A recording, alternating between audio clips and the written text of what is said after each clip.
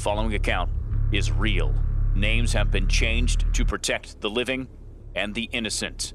This journal contains language and content that may not be suitable for all listeners. Before we begin this entry, I feel like it's important for me to give a bit of a disclaimer. I'll just come right out and say it. This entry is partially about autoerotic asphyxiation, which for those of you who don't know is a practice sometimes referred to as scarfing, as well as many other things, in which a person cuts off the air supply to their brain during sexual stimulation to heighten their experience, usually with some sort of aid like a belt, rope, t-shirt, or scarf. I'm no expert in this field as I don't personally indulge in the practice and I'm not tremendously well read on the subject, other than all the salacious articles about celebrities and persons of import being found dead while engaging in the practice. I mean, who can blame me, right? It's hard not to read those articles, and it's even harder to avoid speculation when a person of note dies, quote, suddenly and unexpectedly at home, end quote.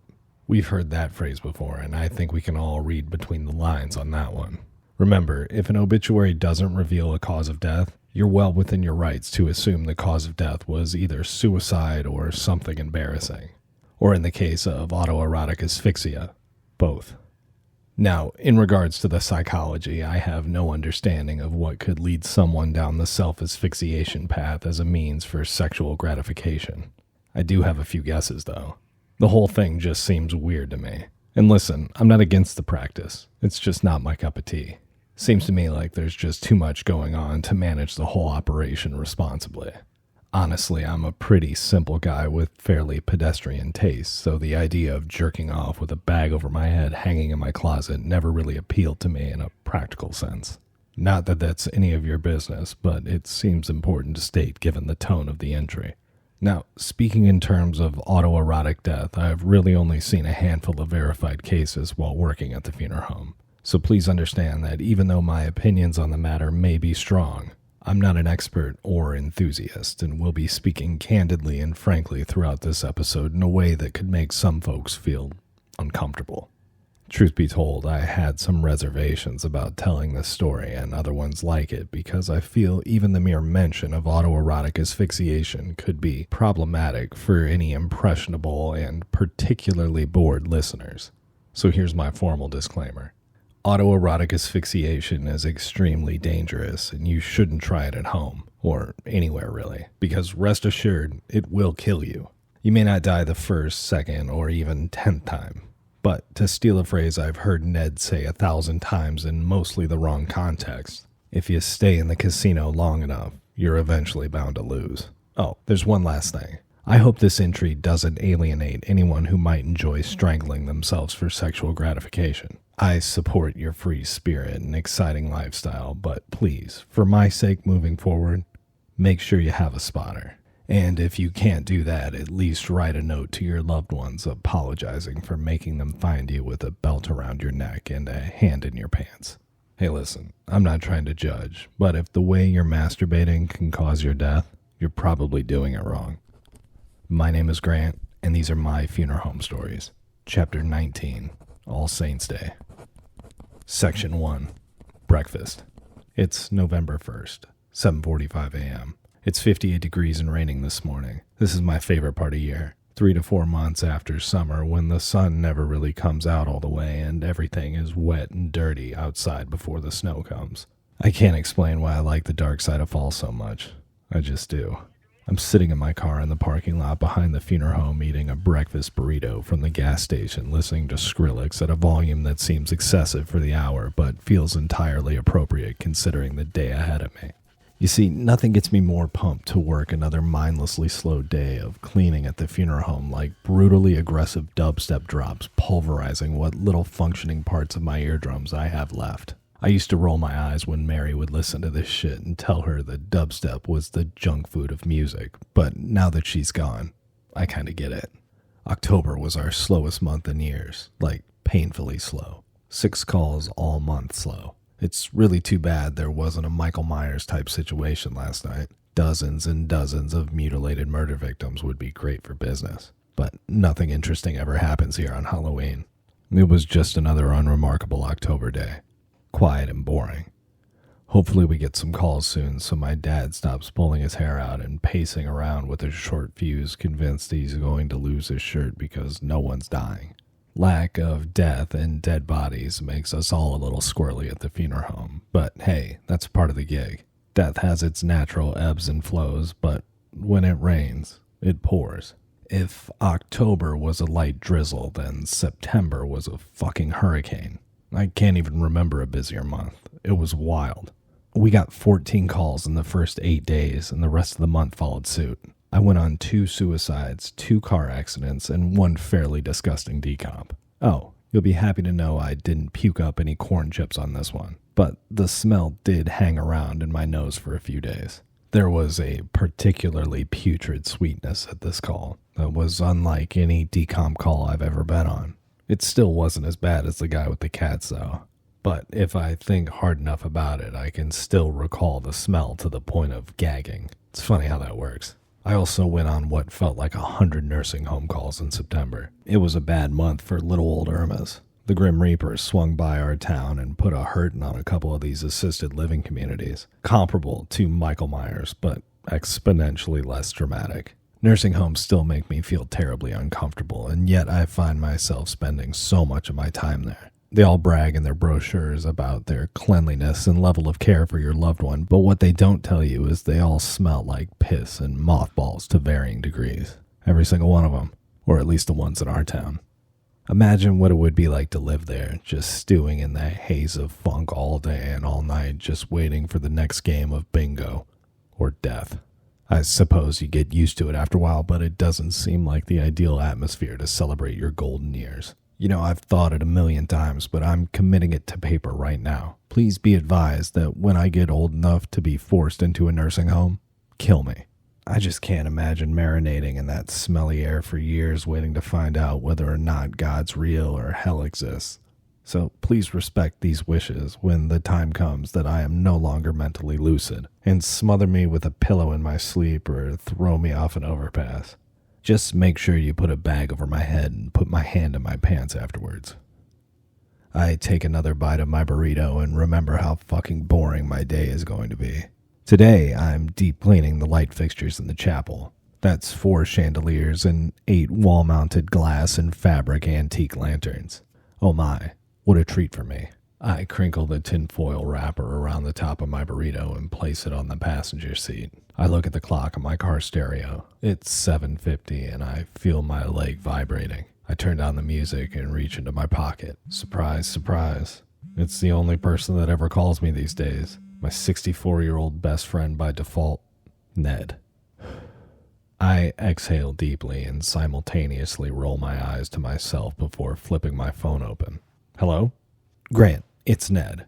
We got a police call on the east side of town at the Quail Meadows Apartments off County Road 6. I'll meet you at the parlor in 10 minutes. Ned sounds frazzled and all business this morning, so I don't give him any shit. Okay, Ned, I'll see you in a few. I hang up the phone and go inside.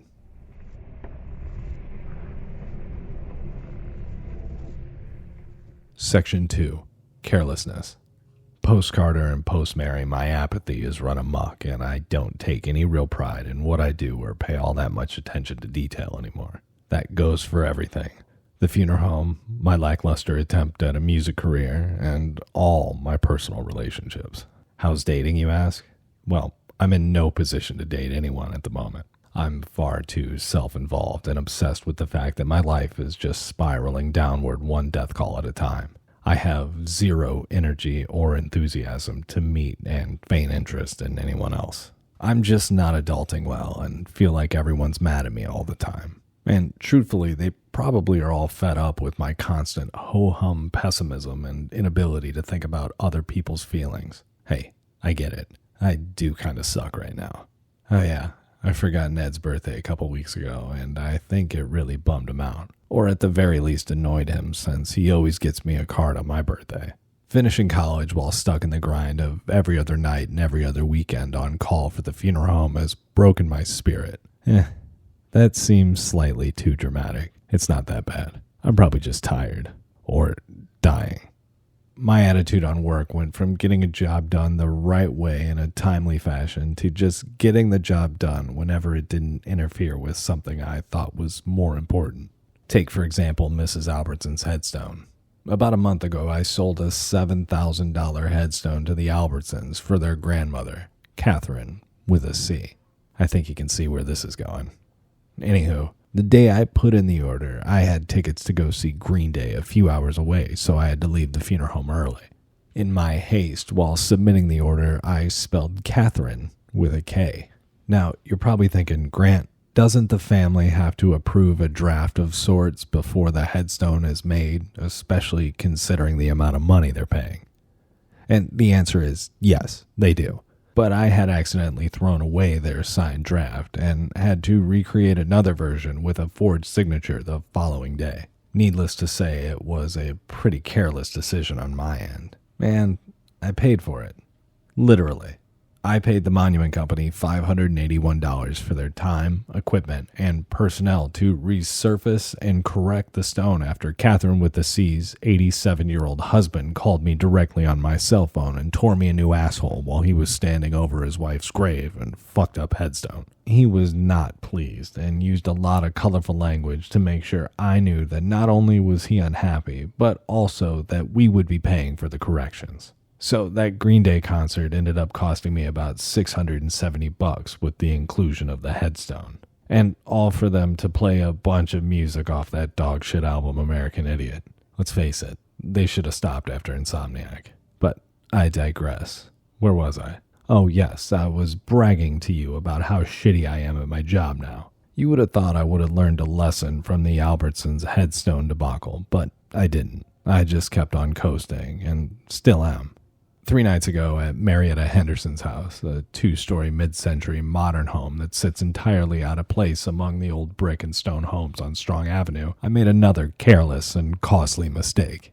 Ned and I got called to the Henderson house around 9 p.m. by the sheriff's department. Apparently Marietta had a bit of an accident earlier in the day. Marietta, a 78-year-old slightly overweight widow, had just mixed together the ingredients for a chicken tetrazzini in a glass baking dish and was walking it out to her garage to refrigerate before baking later that evening for family dinner night, when she mistimed her footing and fell down a set of 5 cement steps, landing face first into her commercial-sized freestanding chest freezer. The force of the impact from the rest of her body and landing on her head on the corner of the freezer rearranged her face into a grotesque shape, covering the freezer walls and floor in blood while ruining a perfectly prepared and ready-to-bake chicken tetrazzini. Yum. Imagine that. You're 78 years old and that's how you die? I'm pretty sure Marietta would have thought she was going to go out peacefully surrounded by her family, but instead her kids found her laying face down in a pool of her blood on their dinner. It's hard to tell what exactly Marietta died from, but I wouldn't want to overlook bleeding out as her cause of death. I think both Ned and I were legitimately shocked by the amount of blood on the floor until we flipped her over and saw just how fucked up her face was. Head wounds always bleed the most. The amount of blood a human body can dump out onto a floor shouldn't surprise me at this point, but occasionally it still does. Speaking of the blood, I was either spacing out or too preoccupied with getting home as quickly as humanly possible to realize that I had been standing in Marietta's blood long enough for it to soak through the small cracks in my leather soles, making my shoe act as sort of a sponge, so when Ned and I rolled Marietta's body out past the family, I tracked a trail of loafer-shaped bloody footprints through the Hendersons' living room behind me. I should have been more cognizant of where I had stepped, or at the very least wiped them down before I went traipsing back through the house. How did I not notice that? The family literally watched me do it and didn't say anything at the time, but told my dad while making arrangements. So naturally I had to foot the bill to have their carpets cleaned to keep from being rightfully crucified by my father. It was so dumb, so careless. But again, I just couldn't be bothered to focus on the task at hand and was just in such a rush to get home. You're probably wondering why I was in such a hurry, huh? Well, if you must know, I was anxious to watch a DVD I had rented from Hollywood Video that was already 2 days late that I had just kept getting pulled away from. It was the first disc of season 1 of an HBO show called 6 Feet Under. Apparently, it's about a family in LA that owns a funeral home that everyone is constantly recommending I watch. Truth be told, I'm not even all that interested in the show. I just knew that I was going to have a late fee that's larger than the rental, so I wanted to make sure I watched it out of principle at this point. Unfortunately, after I got home that night, I turned it on and fell asleep 5 or 6 minutes into the first episode. The DVD is still sitting on my dresser. Section 3. Boredom and Creative Breakthroughs. I heard somewhere once that boredom is the birthplace of genius. I wish I knew where to contribute that quote because of its conciseness and ease of understanding, but truth be told, I think I may have read it on the bottom of a Snapple cap or printed on a sandwich board outside a coffee house. The reason I like the quote so much is because it romanticizes a state I find myself in quite a bit these days. Bored. And I'm hoping it leads to some major personal or creative innovation, although I'm not terribly optimistic based on my life choices lately. Full disclosure, the life of a funeral director's assistant isn't as fulfilling or interesting as it sounds on paper. You just find yourself doing a lot of things to kill time until you're off call because you know the second you try and do something worthwhile or interesting, your phone's gonna ring. If people really knew how I spent my time, they'd be embarrassed for me. Don't believe me?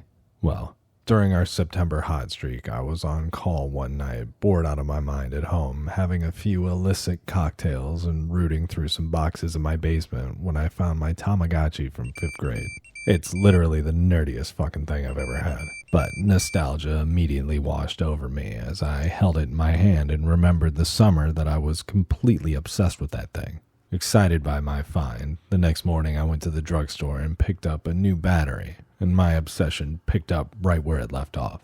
Since Carter's dead and I don't have a girlfriend, I really only felt obligated to do 2 things. That's clock in and clock out. Well, 3 things I guess, if you count waiting hand and foot on little Thomas, the Tamagotchi.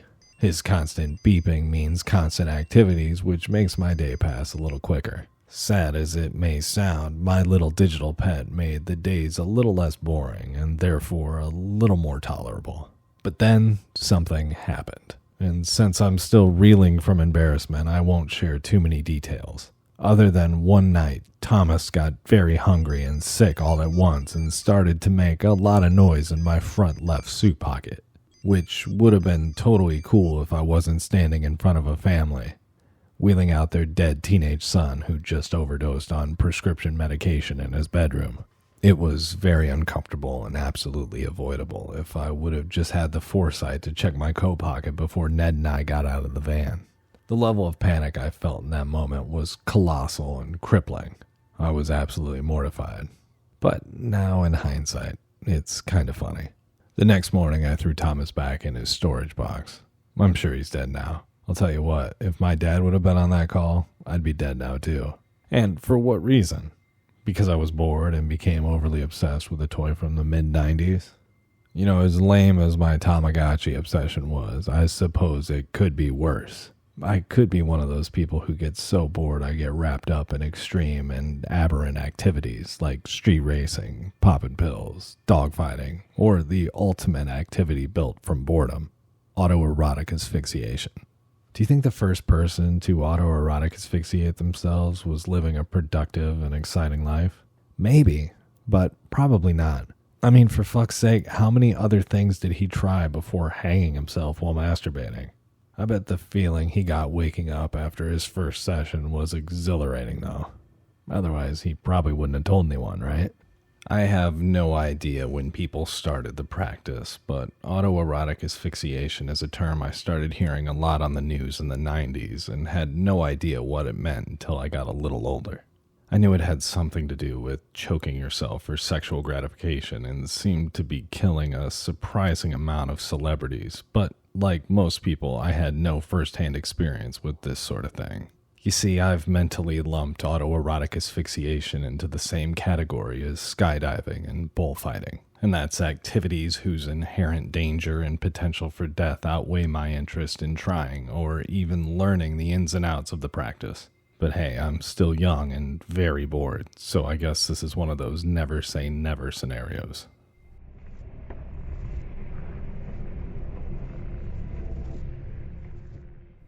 Section 4. The Call. Ned and I are on our way now. The drizzle from earlier this morning has intensified to a light rain. I'm sitting shotgun in the van. Thankfully today I wore what I refer to as my designated on-call suit because I knew I was going to be cleaning and I'm not super worried about ruining this outfit. I'm wearing a double-breasted, 3-button, 2-piece synthetic blend by Chaps I picked up off the rack at Kohl's about 3 months ago for a whopping $47 and some change. I had Kohl's cash. No big deal. It's unremarkable and ill-fitting, but it's black, so it does the trick. I've made a commitment to myself to stop ruining nice clothes on death calls, and since I've made it a point several months ago, I've only lost one pair of slacks in an unfortunate prep room mishap and the leather-soled shoes from Mrs. Henderson's the other night, but those are still salvageable, I think.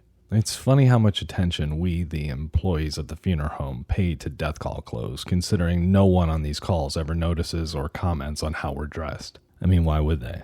Everyone on call is either grieving or trying to handle a dead body situation in an expedited fashion so they can get back to whatever they were doing before, like family stuff, sleeping, or Tamagotchiing, perhaps. I couldn't imagine being sent away by a mourning family because my dress shirt isn't impeccably starched enough or my jacket is about 1.5 sizes too big for me. Like I said, no one ever notices. Ned starts to slow down. Several raindrops attack the windows, standing out and making it seem like it's raining harder than it is. Ned increases the wiper setting. I make sure my tie is snug against my neck and check the corners of my mouth for any remnants of toothpaste or breakfast burrito in the pull-down mirror. Ned flips on his right turn signal and pulls into Quail Meadows Apartments, a community of young professionals made up of mostly 2 bedrooms and townhouses. They have a giant clubhouse full with weight room, indoor pool, hot tub, and a moderately substantial arcade. Quail Meadows is the hippest spot for the cool kids my age to live. I only know this because I almost moved into this complex a few months back when shit went sideways with Mary. These apartments were slightly out of my price range, however, so I opted for something else, a little less fancy, but equal in size. As we pull into the complex, I hear the faint sound of a car alarm blaring and getting louder and louder the further we drive into the neighborhood. Ned spots a county sheriff's car parked in the fire lane near one of the entrances to Building 8. He squints and looks up out the window and says, "This is us." Ned pulls behind the sheriff's car and puts the van in park. The rain intensifies the moment we get out of the car, which is annoying, but also surprisingly refreshing to feel the cold water drops on my face and top of my head. More annoying than the rain, though, is the persistent beeping of the car alarm. It's close by, and opening the door made it so much more mind-meltingly irritating. I fucking hate car alarms. It's literally the most grating sound. After 4 or 5 seconds, I want to scream out of frustration, but for Ned's sake, I hold it in. Ned and I hear someone quietly say, "Hey, funeral directors," coming from above us. We both look at the same time, seeing a sheriff that we both are familiar with standing near the stairwell. Ned and I pull the cot out of the back of the van and walk toward the sheriff. The car alarm stops. Thank God, I think to myself. And then it starts again. The officer greets us with a smile and a good morning. Ned and I reciprocate and follow him to apartment 1087. It's the first floor, thank God. These stretchers suck going up and down apartment complex stairs. If you're not paying attention at places like this, it would be very easy to find yourself like Marietta Henderson. Thankfully, we don't have to worry about that today. Here we are, 1087. The officer swings the apartment door open and walks in. Ned and I walk the cot over the threshold and stop behind the officer, who's brushing tiny, unabsorbed raindrops off his shoulders. I sympathetically do the same thing without thinking and wipe my wet hands on my pants. I press the handbrake on the cot and shut the door behind me until it clicks. The front door of this apartment walks into the main living area of the apartment, which is all around fairly well maintained with little clutter. There's an overstuffed brown leather couch and a matching overstuffed chair and ottoman, cream-colored carpet, vaulted ceilings, and 2 peace lilies and wicker baskets on either side of the modern low-top glass entertainment center, fully loaded with all the gaming systems and media players. The corners of the room, ceiling fans, and floors look pretty dust-free and clean. I wonder if they have a cleaning person. "He's in there," the officer says, gesturing with his pointer finger to the room at the end of the hallway. Jarringly breaking the silence, the officer's phone rings with several loud and persistent beeps, startling Ned and I. I'm not gonna lie. At first I thought it was me. I had a flashback to the Tamagotchi incident and involuntarily grabbed my front left breast pocket. The officer quickly excuses himself out of the apartment to take the call, but whispers to us that our body is in the back bedroom and to get started without him. Ned and I both give the officer our version of a thumbs up, and I release the handbrake, moving the cot forward. In a few steps, we're walking the cot down the narrow apartment hallway. Gray carpet, off-white walls with no pictures or decorations hung up of any kind. Flat and boring, like no one lives here. We pass a small bedroom on our right-hand side and see a man sitting at a glass computer desk staring at us as we walk past the door. We make eye contact and I flash him the "I'm sorry for your loss" smile. That's no teeth and no happy bubbliness, just empathy. This guy couldn't have been 2 or 3 years older than me. His face looked red and puffy from crying and probably panicking a bit. He must have found our guy. Wow, that must have been wild for him. I wonder how well they knew each other. I couldn't imagine finding a roommate dead, mostly because I could never really imagine myself with a roommate. I wonder if they'll let him break the lease or if he's going to have to find someone to sublet the other half of the apartment. I'd live here. Do you suppose he called his roommate's family, or do you think the police took care of that? The man grins back and puts his head in his hands as we walk into the master bedroom. I can hear him whimpering, but it disappears the further we get into the bedroom. A California king-size bed and large dresser greet us as we walk into the room. It's warm and dark. The windows are covered by hotel-style blackout curtains, and the only lamp over in the far corner of the room is covered with a red bandana casting red dim light over most of the room. The light makes the room pretty spooky, especially knowing that there's a dead body in this room that we haven't seen yet. And even though the apartment is clean and new, the red light gives me a dirty, seedy feeling, like something out of John Doe's apartment in Seven. This room, like the main living area, has virtually no clutter and no real frills. There is a small bookshelf full of DVDs with several framed photos sitting atop the collection. It's too dark, and I'm too far away to see any detail in the pictures.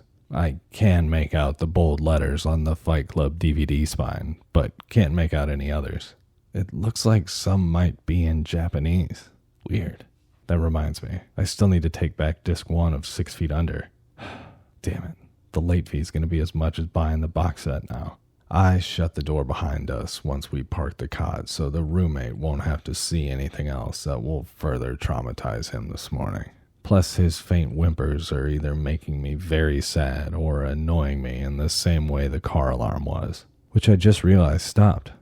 Nice. The closet is cracked open and the overhead light is on, casting some light onto the bed. Ned and I peek in and see a shirtless dead man in basketball shorts laying down amidst a mess of shoes and laundry cluttering the floor around him. Huh, well, this just got a little more interesting, I think to myself. What the heck is he doing in the closet? That's a pretty peculiar place to find yourself dead. I don't see any blood, cuts, scratches, contusions, blood pooling, or anything amiss that might indicate cause of death at first glance. There's just a healthy-looking, blonde-haired, athletically built 20-something dead guy who clearly hasn't picked up in his closet in a very long time. He doesn't look dead. He just looks like he got a little too drunk last night and fell asleep in his closet. And I should know what that looks like. Truthfully, the lack of obvious cause of death makes me uneasy. Something just feels off here. I'm not saying there's anything wrong. It just feels funny. I hear Ned drop the cot to its lowest position and unzip and flip the cover to the side. The bedroom door creaks open behind us. Ned and I both look back over our shoulders. It's the sheriff. He closes the door behind him and says, "Sorry about that, guys. Apparently my dog got into my 8-year-old's Halloween candy and is puking and shitting all over the house right now. My daughter thinks the dog's gonna die, so I had to sneak out and tell her it's gonna be okay." We all chuckle as he walks up and puts his hand on my shoulder and quietly says, "I see you found Steven." I nod in the affirmative and say, "What happened here?" The officer snickers to himself and says, "You didn't take a look at his neck, did you?" Curious, I lean over the body and see an area of irritation and discoloration around Stephen's neck just above his Adam's apple that's about a half-inch thick. The redness really pops off his fair skin. I don't know how I missed that before. Piecing together the context clues so far while considering his location in the apartment, his state of undress, and the newly discovered ligature markings, it hits me at the same time the officer blurts it out. He was jacking off with a rope and fucking hung himself. Whoa. I look back at the officer and shake my head in disbelief. I didn't indicate with my facial or body cues that I found his comment a little crass, but I did, which surprised me.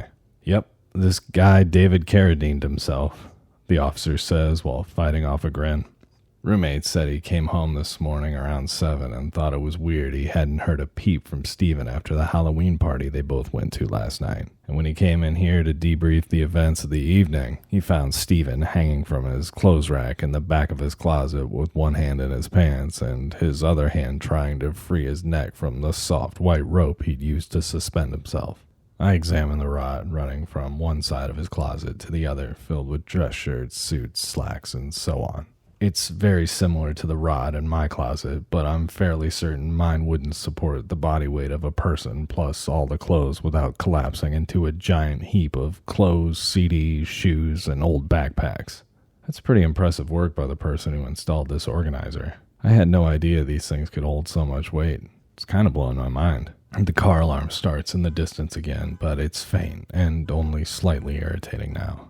I look at Stephen's hands and see that they're contorted, and the fingers on his right hand curl over a bit more than usual. I glance at Stephen's neck and see red marks that run perpendicular to the ligature markings. These are hesitation wounds. Ugh, Stephen must have slipped and then been trying to free himself. I don't think this activity was as relaxing as Stephen had hoped. Clearly, one or two things didn't go as planned here. I look over at Ned. He shrugs his shoulders. The cop continues. The roommate called 911 immediately, but also moved the body and altered the scene considerably. In tears, the roommate told the police officers how he found the body and wanted to make sure he moved Stephen into a position that was less compromising and embarrassing in case Stephen's parents made it to the apartment before the funeral home. As nice as that is, it feels illegal somehow. I mean, what if the roommate strangled this guy and just made it seem like he was up to something devious? You know, now that I'm thinking about it, that's a pretty solid move to get away with murder. Assuming the roommate didn't kill Stephen, he should be nominated for Friend of the Year. I mean, he was looking after his bro even after he died. I don't know if I have anyone in my life that would do that for me. I don't think Ned would. He might, though. I try and imagine what my parents would say, think, and do if they found me having just autoerotic asphyxiated myself. I'm fairly certain they'd be devastated, but I don't know if they'd be all that surprised. I wonder if the roommate knew this is what Stephen was doing behind closed doors while he was watching TV or playing video games in the living room. Maybe he knew and they would do it together, acting as each other's spotters. But when Stephen was alone and torqued up last night, he just decided he would gamble on a good time without a spot. Either way, whoa. Ned and I hunch over to start to move Stephen, and my eyes drift down to Stephen's black basketball shorts. There's a faint, dried white circle right in the crotch area. That's Stephen's semen, I think to myself, and giggle at the alliteration internally. I wonder if he was able to finish before he died, or if the seminal fluid leaked out of his flaccid penis after he was dead. Ned refers to the phenomenon of fluid leaving the penis post-mortem by the highly scientific and sophisticated term, leaky penis syndrome. I wish I were making that up. I feel a crunch under my feet. It sounded like a water bottle or something under the pile of clothes I'm positioned upon. What a pig. Not to be overly critical of Stephen, but if he put the energy he used for whacking off into cleaning his room, we probably wouldn't be here right now. Standing surrounded by all the clothes this man will never wear again makes me, well, sad.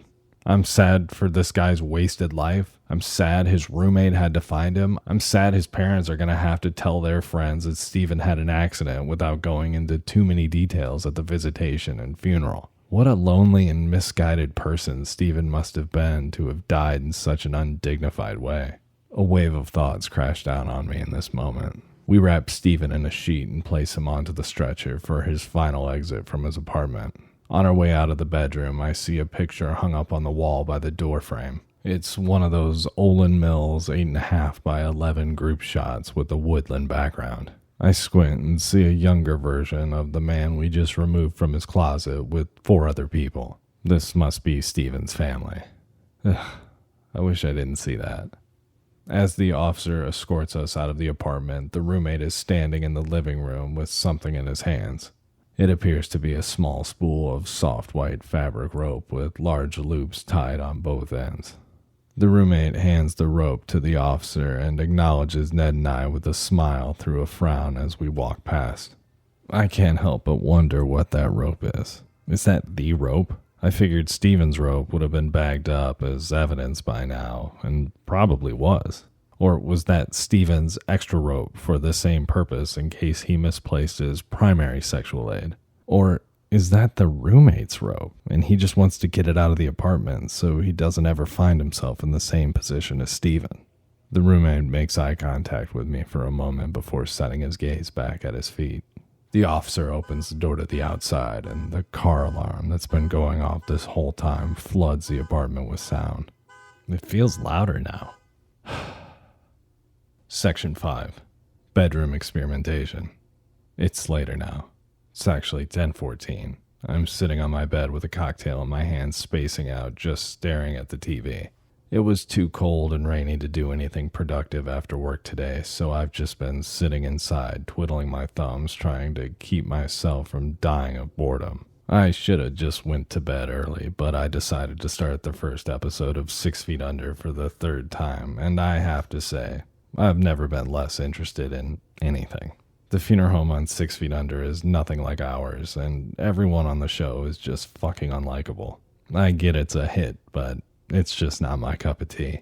You know, more interesting than that is, Ned actually told me on the ride home that I shouldn't ever try asphyxiating myself like Stephen. I looked at Ned speechless. I don't think he thinks I'll actually try it. I think he was just trying to be a good pal and advise me against the practice, which I legitimately appreciate.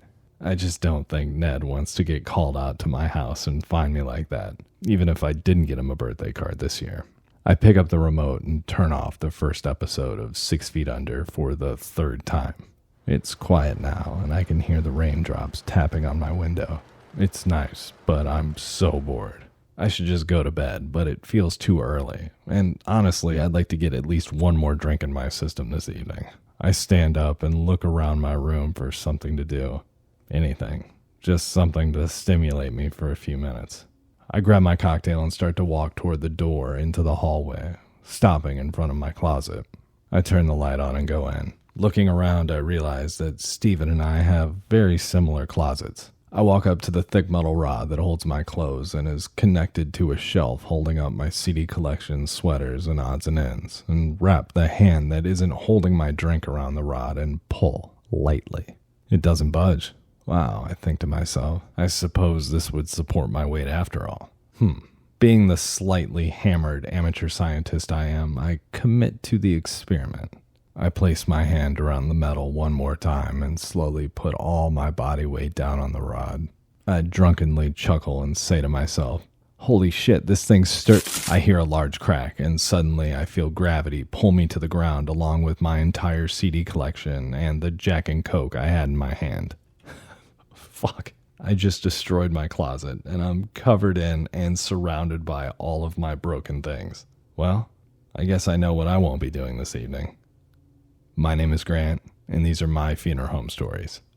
Hopefully you enjoyed this episode. If you did, please leave a rating and review wherever you listen. And also, don't forget to tell a friend. This podcast has grown so much just from word of mouth, and I thank you so much. If you want to hear more about this episode, find my other podcast, How to Become a Terrible Person. In a week or two, I'm going to release an episode breaking down this episode. So if you have a question, please shoot me a text, 910-557-2871. I'm going to wait a week or two to put this episode out, but it will be called the All Saints Day Recap. So search for it, find How to Become a Terrible Person, subscribe, whatever you'd like to do. If you want to support the podcast and haven't heard the epilogue or have collection 1 already, go to www.myfuneralhomestories.com for premium episodes. Just so you know, I will be releasing another episode of My Funeral Home Stories in either late December or early January, so please follow me on Instagram for updates. Just search for Grant Inman or Pomo and Kitch and you'll find me. I know this episode was a lot. Thank you for being so patient with me, and thank you so much for listening. Happy All Saints Day.